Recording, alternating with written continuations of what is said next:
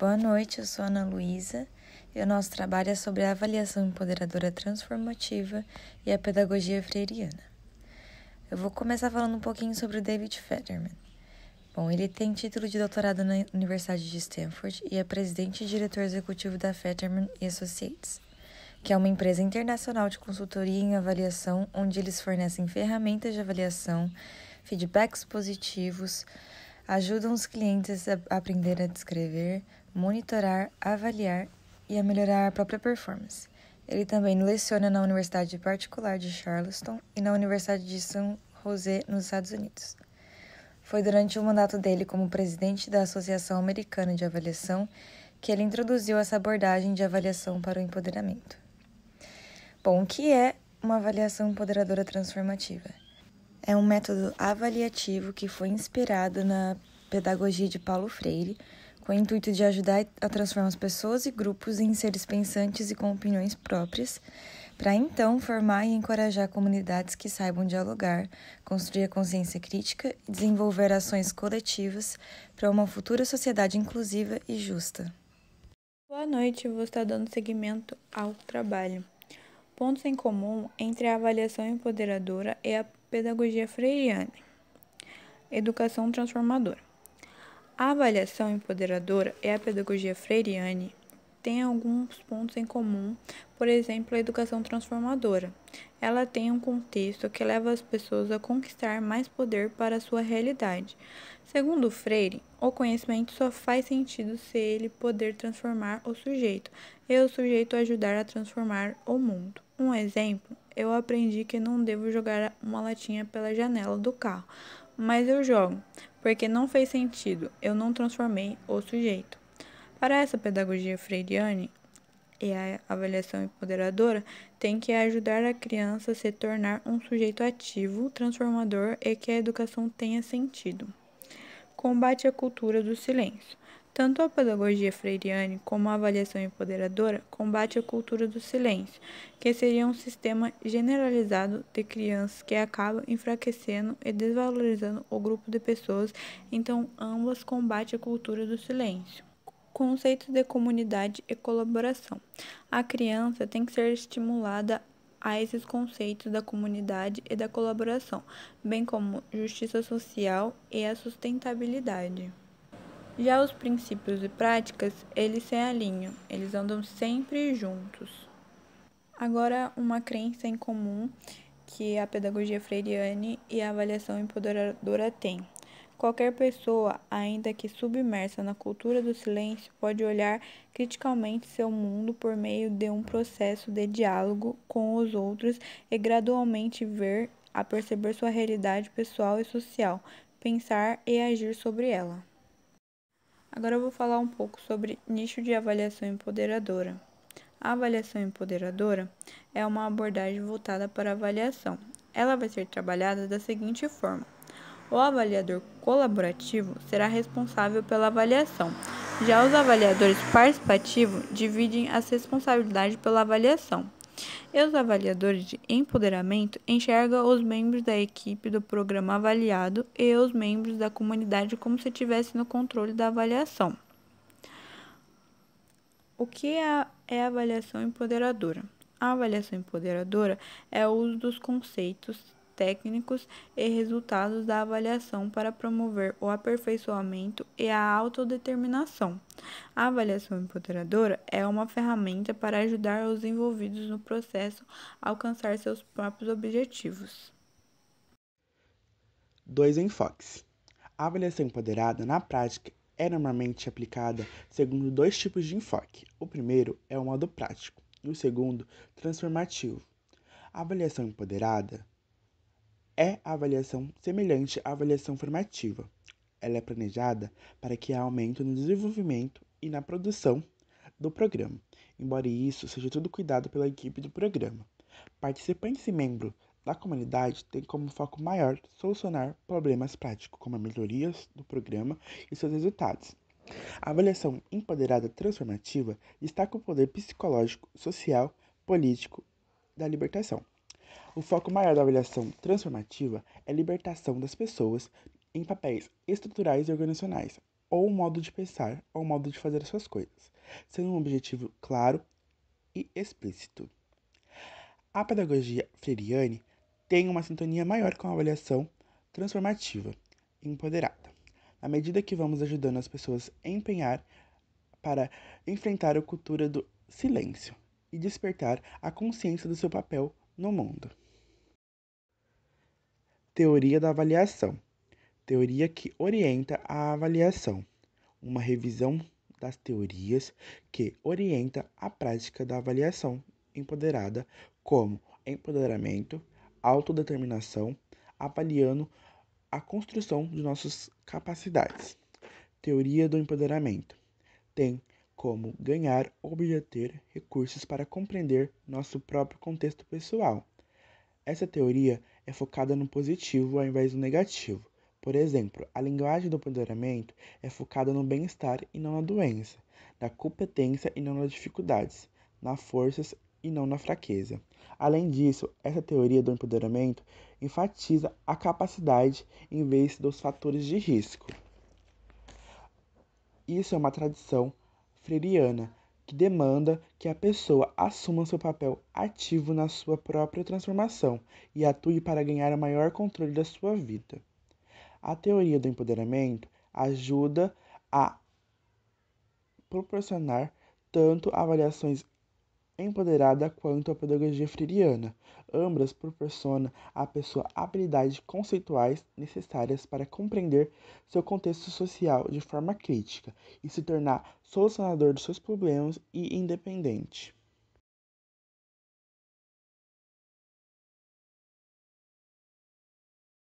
Boa noite, pessoal. Meu nome é Mariane e eu vou dar continuidade falando sobre autodeterminação e o uso do processo.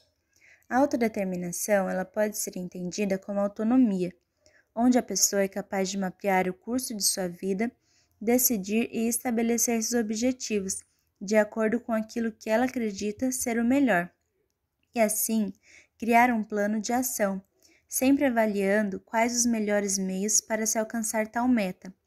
Essa avaliação acontece durante o processo, podendo ser necessário reavaliar os planos ou modificar o curso conforme sua realidade, para que assim possa persistir na busca do seu objetivo.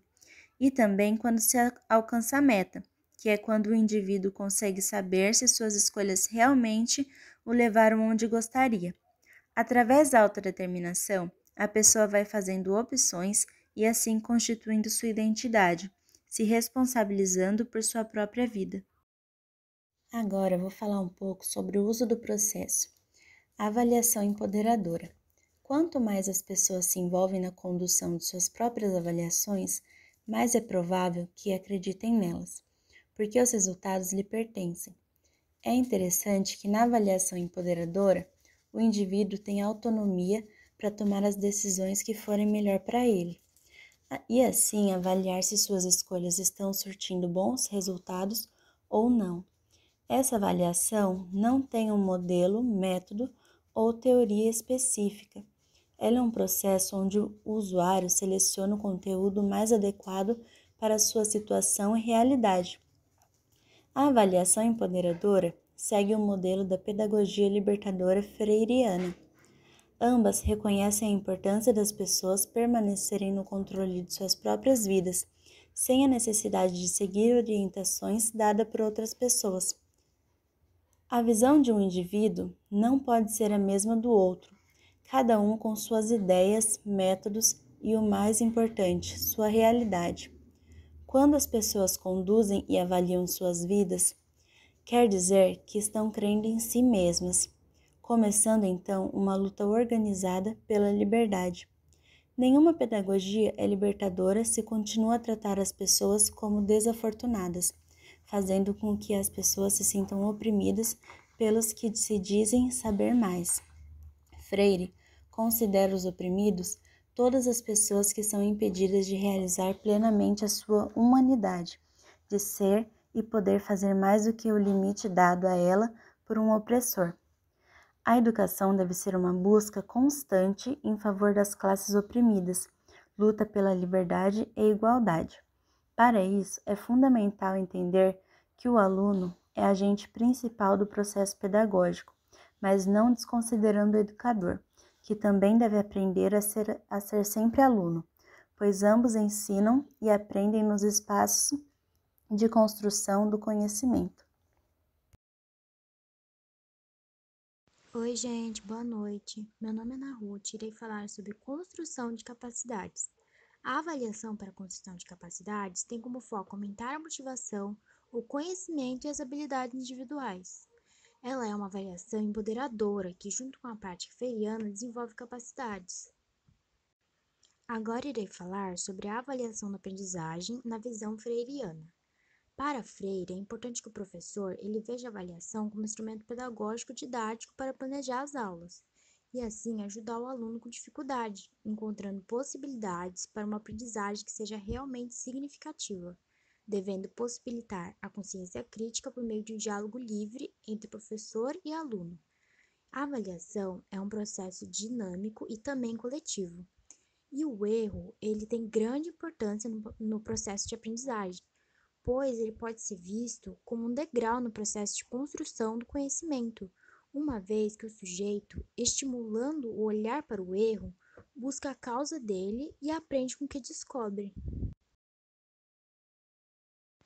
E agora irei falar sobre o tópico Uma teoria da ação. As teorias de uso e de ação é um meio pela qual as pessoas desenvolvem a capacidade de aprender, de se adaptar ao mundo que vivemos, como também intervir, recriar e o transformar. Olá, boa noite pessoal, meu nome é Brenda, estarei dando continuidade aqui com a nossa apresentação. Estarei falando aqui sobre os 10 elementos de uma prática avaliativa de qualidade. O que seriam esses 10 elementos? São 10 princípios para nós obtermos uma prática avaliativa de qualidade, que seja empoderadora para o aluno, que não seja aquela avaliação a qual todos nós já temos medo, né? Que é aquela coisa, assim que a gente ouve a palavra avaliação, a gente já tem aquele receio, né? Então, vamos para os 10 princípios. Bom, agora vamos para o primeiro elemento, que é o aperfeiçoamento. Bom, eu coloquei aqui 2 palavras-chave para o aperfeiçoamento, que para mim é o que define melhor: planejar e reavaliar. E o que seria esse planejar? Esse planejar é o planejamento junto com o aluno. Planejar para aprimorar esse desenvolvimento do conhecimento do aluno. E esse reavaliar juntos o que você tem de dificuldade, os seus acertos e os seus erros, para que sejam colocados seus esforços onde você tem mais dificuldade. Porque o próximo tópico é a apropriação pela comunidade. Bom, o que é essa apropriação pela comunidade? Eu coloquei aqui envolvimento, controle realizado pela comunidade. O que é esse envolvimento? É trazer a comunidade para a escola e nas decisões de avaliações. Porque às vezes os pais veem as notas, mas eles também não entendem os métodos que são avaliação. Às vezes eles em casa têm com o filho uma conversa, entende qual está sendo a dificuldade, que às vezes na sala de aula o professor não consegue perceber, às vezes os alunos são tímidos, não tem um diálogo aberto com o professor. Então é muito importante trazer a comunidade junto para que esse envolvimento seja realizado e assim vamos resolvendo as dificuldades, né, e tornar a nossa avaliação empoderadora e transformadora. Agora vamos para o terceiro tópico: inclusão. Diversidade e contribuições. Essa inclusão é manter todos, independente da diversidade de cada um. Cada um é importante, cada um tem a sua contribuição, cada um tem o seu olhar, cada um tem a sua opinião. Isso é importante nós acolhermos todas essas opiniões, darmos uma devida atenção. Às vezes pode ser que ela não seja, uma opinião pode ser que não seja válida naquele momento, mas mais para frente pode ser válida. E mesmo que não seja, talvez, nós devemos acolher e respeitar e trazer sempre essas contribuições que são muito importantes. Às vezes é só um desabafo para a pessoa já alivia a pessoa uma contribuição que às vezes a gente pensa que não é nada, eu não vou falar isso, ou uma ideia que a gente tem, eu acho que essa avaliação poderia ser desse jeito, desse modo. Às vezes os alunos ficam com medo, né, de falar com os professores, né? E essa inclusão é muito importante, porque essa diversidade pode ser o que está faltando numa estratégia de aula para conseguir desenvolver o conhecimento dos alunos cada vez mais e para que eles se deem bem na avaliação, que seja uma avaliação que eles se sintam confortáveis. Agora vamos para o quarto tópico. Agora, participação democrática, decisões abertas e justas. Então, isso é um assunto que às vezes é meio complicado de falar, né, gente? Porque as decisões, por que elas não podem ser tomadas junto com os alunos? Por que as decisões não podem ser em conjunto, sendo que quem será avaliado é o aluno e depois a nota vai ir para o aluno? Por que eles não podem tomar uma certa decisão? Não estou dizendo que eles precisam decidir tudo, o método de avaliação e tudo mais, porque o professor, ele conhece, ele sabe o que é melhor para o aluno. Porém, o aluno também tem a visão do que ele acha que é melhor para ele, do que ele se sente melhor, mais à vontade, sabe? E é muito importante a gente escutar isso e a gente colocar as opiniões deles nas nossas avaliações, porque não é justo eles também decidirem uma avaliação que eles irão realizar? O que vocês acham? Eu acho muito justo, porque, às vezes o método de avaliação não é o que condiz com todos os alunos. Às vezes uma minoria se dá muito bem com esse método, mas a maioria não. E às vezes o que faz bem para a maioria também faz bem para essa minoria. Então por que não pode ser decidido assim em conjunto, colocando todos os seus pontos de vista? Aqui, esses elementos que eu acabei de falar, não sei se vocês já perceberam, um entrelaça no outro, que é coisas bem semelhantes, sabe? Uma coisa leva a outra. Agora, seguindo, vamos para o tópico 5, justiça social. Bom, o que a avaliação tem a ver com justiça social? A avaliação empoderadora e transformativa, ela deve ser usada para enfrentar essas desigualdades. Num mundo onde a desigualdade é o que mais existe, essa avaliação tem como enfrentar essas dificuldades. A avaliação empoderadora tem um compromisso com a justiça social para encará-la por meio das ações. Agora, seguindo para o próximo tópico, nós temos conhecimento da comunidade. Aí eu coloquei aqui, valorizar, respeitar e formar alianças. Gente, é tão lindo quando nós vemos a comunidade junto com a escola, que a comunidade conhece a escola, sabe o que acontece na escola, e a escola respeita a comunidade, acolhe, são envolvidos, a comunidade super envolvida com a escola, e mais que envolvida com a escola, envolvida no processo de avaliação dos seus filhos, né, que estão lá diariamente nas escolas. É super importante, né, a gente respeitar a nossa comunidade e valorizar para que elas sempre estejam presentes, para que seja formada uma aliança mesmo com a comunidade, que ela venha se sentir bem no ambiente escolar, que venha se sentir acolhida. Agora vamos para o 7º elemento, né, que são estratégias baseadas em evidências. Considerar o conhecimento de todos. Bom, essas estratégias aqui, por que não o professor não realizar um trabalho, que é uma forma de engajar os alunos, propondo métodos de avaliação. E nesses métodos, eles podem estar pedindo ajuda de seus pais, né? Estarem passando para eles métodos de avaliações que eles já tiveram, os que eles gostaram, o que eles não gostaram, os métodos que eles, os alunos, gostam, o que eles não gostam, o que eles se sentem bem, o que eles se sentem mal. Super importante a gente ter em mente as estratégias, né? E considerar o de todos, tanto da equipe gestora quanto dos alunos, principalmente dos alunos, né? E agora, no 8º tópico, construção de capacidades. Elevar o planejamento.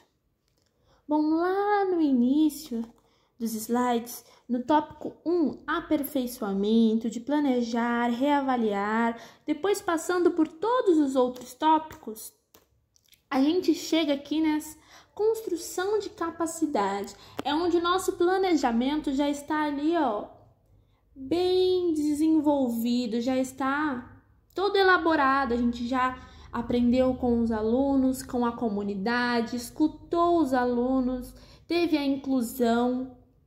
É o planejamento focado já na ação, que a gente já teve toda essa estrutura dos tópicos anteriores. E essa construção de capacidade é isso, é o nosso planejamento já focado para a ação, onde nós vamos implementar essa avaliação de qualidade para os nossos alunos. Aqui, pulando para o tópico 9, aprender com os erros, que é quando esse planejamento foi aplicado já. A gente aprende com os erros, com o que aconteceu, os pontos negativos que ocorreu no meio da implementação, né, desse planejamento. Nós não temos que descartar esses erros, nós temos que aprender com esses erros, focar nesses erros, por que houve isso, como nós iremos melhorar, como nós colocaremos em prática para que esses erros não venham a ser cometidos novamente, como que cada aluno conseguirá aprender com o seu erro e que ele venha reconhecer, que não precise o professor falar, mas que ele venha sentir, conhecer a sua dificuldade, para que venha ser desenvolvido uma nova proposta para esses erros, para que eles se tornem acertos no futuro. E, por último, prestação de contas. O objetivo de todos esses 9 elementos foram atingidos? É exatamente isso, em meu ver. Os objetivos foram atingidos? E esses foram os 10 princípios de uma prática avaliativa de qualidade. Seguindo aqui, para colocarmos em práticas todos esses princípios, nós temos alguns conceitos que são como base para realizar todos esses princípios, que são ciclos de reflexão e ação, comunidades de aprendizes e praticantes reflexivos. Agora vamos para estes conceitos. Ciclos de reflexão e ação. Este conceito básico para a implementação, dos princípios, dos elementos da avaliação de qualidade são extremamente ligados aos princípios. Eu falando, vocês vão entender muito bem que são coisas que estão realmente muito entrelaçadas, são coisas que dependem da outra. Começando aqui pelo análise. Refletir sobre a ação, pontos positivos e negativos, Após toda a realização daqueles princípios, aqui esse ciclo de reflexão e ação, gente, já é com o resultado da implementação, desses princípios. E refletir sobre a ação, sobre como foi essa ação direcionada para os alunos, utilizando esses elementos. Os pontos positivos que geraram entre a relação entre o professor e o aluno, entre a relação com a avaliação com o aluno. Agora, seguindo a decisão. compreender o que será mais adequado para o aluno. E como nós iremos compreender o que é mais adequado? Conhecendo o aluno, voltando novamente para o quê? O diálogo. Se você não conhece teu aluno, você não sabe o que é mais adequado. E agora vamos para a implementação. O retorno contínuo enquanto processo de adequação. O que é esse retorno contínuo? Bom, quando a gente está implementando esse processo, a gente vai ter inúmeras adequações. Inúmeras. Porque, digamos, em várias salas tem alunos diferentes. Temos a diversidade. Então, nós temos que saber adequar para cada aluno, mas também em geral. Em geral, nós temos que conseguir contemplar todos os alunos. Então, a cada aplicação desses princípios em conjunto, nós iremos fazer uma análise, né, dos pontos positivos e negativos, ter a decisão do que iremos implementar novamente e continuar com esse retorno para que a gente venha realizar essa adequação diariamente. Seguindo agora, comunidades de aprendizes. O que é essa comunidade de aprendizes? É uma coisa que me chama bastante atenção. É um trabalho em equipe. Vou ler o que está escrito aqui, ó. Constrói-se um grupo onde cada um transmite o seu conhecimento e assim aprendem juntos, até auxiliando os quais sofrem com certas dificuldades.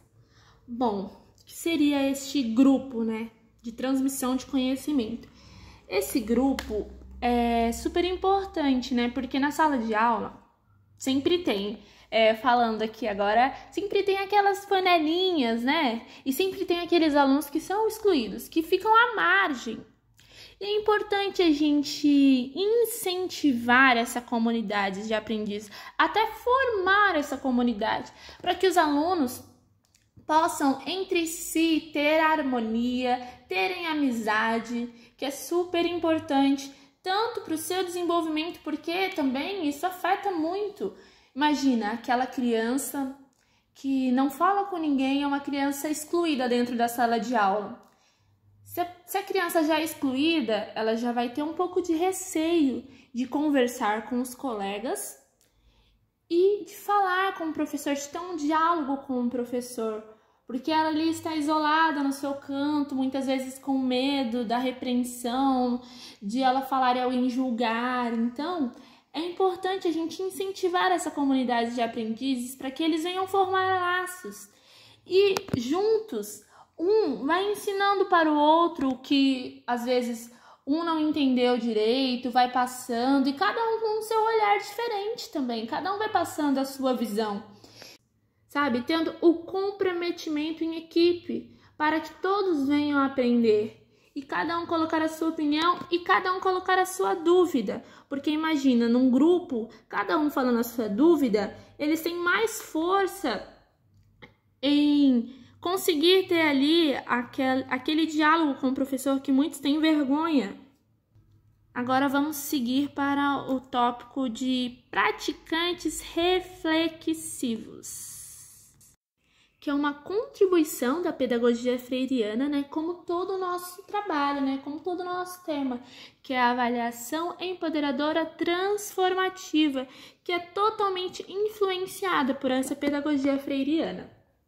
E aqui é o ato de refletir. Aí vocês dizem, refletir é algo tão simples, né? A gente realiza a todo momento uma reflexão constante, né? Sobre o nosso cotidiano, sobre o que está acontecendo, sobre algum vídeo que a gente viu. E por que não potencializar essa reflexão sobre os estudos, né? Sobre essas dificuldades que nós temos, sobre as nossas avaliações. Agora eu vou ler aqui para vocês, né, uma frase para a reflexão de todos, que eu achei muito bonita. A avaliação não é medo, é coragem. Não é autoritária, é participativa. Não é imposição, é negociação. Bom, é isso. Agora minha colega estará dando continuidade. Boa noite, eu sou a Paloma e agora eu vou falar sobre os aspectos do entusiasmo. As crianças, elas são atraídas por atividades que chamam a atenção delas e que despertam sua curiosidade. A falta de interesse do aluno acontece devido ao distanciamento das aulas expositivas em relação à realidade do aluno. Por isso é necessário trabalhar os desafios e a curiosidade, fazendo perguntas e promovendo o debate entre eles. Os alunos, eles gostam de professores que explicam bem a matéria, que os tratam com respeito. Alguns alunos também só conseguem interagir com o professor no atendimento individual, aquele na carteira dado por alguns professores. É nesse atendimento individual que o aluno cria a coragem necessária para fazer perguntas que ele não faria em público, por meio da reação dos colegas. E perguntar, segundo Freire, é o início da aprendizagem. O que o professor deveria ensinar seria, antes de tudo, ensinar a perguntar, porque o início do conhecimento, repito, é perguntar, e somente a partir de perguntas é que se deve sair em busca de respostas. Sendo assim, é necessário que estimule o aluno a fazer perguntas, e a presença do professor na carteira do aluno pode ser a única oportunidade para que isso aconteça. Todo ser humano gosta de atenção, e os alunos muitas vezes só têm na escola. Então, a atenção do professor, demonstrando interesse pelas atividades, estimulando-o ao esforço contínuo, resulta muito melhor do que tratá-lo com desprezo. Os temas geradores em Paulo Freire é uma forma diferente e dinâmica de conceber o conhecimento. É uma forma humanizadora. Por isso, ele requer cultivar o conhecimento interdisciplinar, que dialoga com outros conhecimentos. Então, não é a geografia, o português ou a matemática. Não são matérias isoladas, e sim matérias que dialogam entre si, articulando a vida com a prática de uma forma muito criativa. É a partir dessa perspectiva que Freire propõe a discussão dos temas geradores, para superar o dualismo sujeito e objeto. Impulsiona a troca de saberes através do diálogo, promovendo círculos de cultura, onde não se tem distinção de pessoas e nem de conhecimento. É uma forma de agregar o saber de cada um ao saber coletivo. É importante também fazer um levantamento preliminar da realidade local. É o instante de ouvir os alunos sobre os problemas da comunidade em que vivem, explicando esses problemas e apresentando propostas de superação. O diálogo ele é uma das primeiras necessidades dos seres essencial à sobrevivência. Para Paulo Freire, o diálogo é o ponto central da atividade de ensinar, onde o professor e o aluno são seres atuantes. É através do diálogo que ocorre a capacitação dos educandos. É a maneira pelo qual o professor demonstra respeito pelo saber que o educando traz à escola. Os alunos, quando chegam à escola, chegam com eles também histórias de vida, saberes, formas de interpretar a realidade. Eles convivem com uma determinada família e aprendem com essa família a valorizar determinadas ideias. E a escola não pode ignorar essa forma desses educandos estarem no mundo.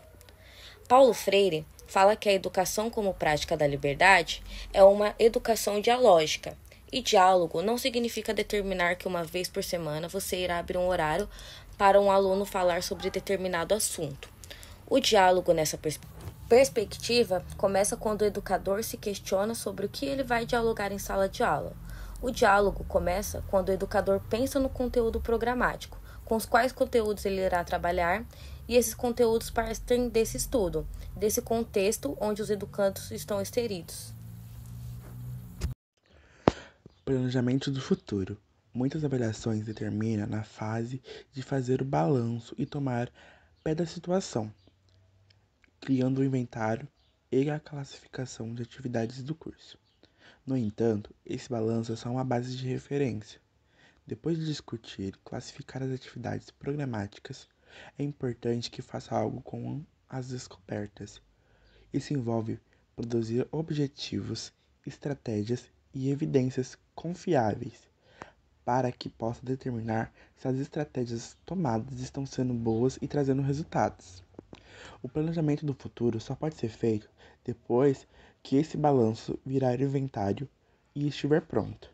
Com outras palavras, de modo semelhante à abordagem freiriana, o plano de ação só pode vir depois do diálogo. Monitorando as estratégias. Muitos programas, projetos e avaliações falham na fase de implementação do plano de ações, por falta de responsabilidade e capacidade de prestar contas. Na avaliação empoderada, convida-se indivíduos que falarão de formas eloquentes ou emocionais sobre determinados tópicos durante as etapas iniciais do processo. Os membros da comunidade se comprometem em rever, enquanto grupo, o estado das novas estratégias, fazendo ajustes no meio do caminho se não estiverem funcionando. Instrumentos de avaliações, quer convencionais ou indivíduos, são utilizados para monitorar as estratégias. Um painel de avaliação é uma ferramenta especialmente útil para monitorar mudanças no processo ao longo do tempo. Agora eu vou dar continuidade falando sobre o papel do avaliador para o empoderamento, centralidade dos relacionamentos. Bom, eu vou começar falando sobre o amigo crítico, que é como um avaliador indireto. O principal instrumento do amigo crítico é o diálogo, porque através dele é possível parabenizar os esforços e acertos do outro, ou, quando não se atinge êxito, aconselha a fazer diferente para então ter o almejado sucesso. Porém, um amigo crítico sem empatia, aplicando sua avaliação de maneira incorreta, pode acabar se alterando a um empecilho, inibindo as possíveis potenciais de melhoramento. Já o avaliador para o empoderamento deve ser também considerado como amigo crítico, mesmo contendo um vasto conhecimento na área.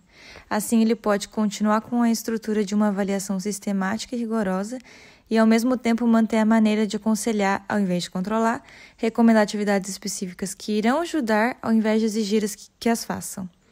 O avaliador trabalha junto de seus membros de equipe e dos participantes também. Assim como diz na pedagogia freiriana, líder deve trabalhar junto com a comunidade e não como alguém distante. Então, para concluir tudo que já foi falado, como a gente pode perceber, a avaliação empoderadora e a pedagogia de Paulo Freire andam lado a lado, na teoria e na prática. Tanto a avaliação empoderadora para a transformação quanto a avaliação empoderadora prática requerem os mesmos atributos, como pensamento crítico, diálogo autêntico, conscientização e ação.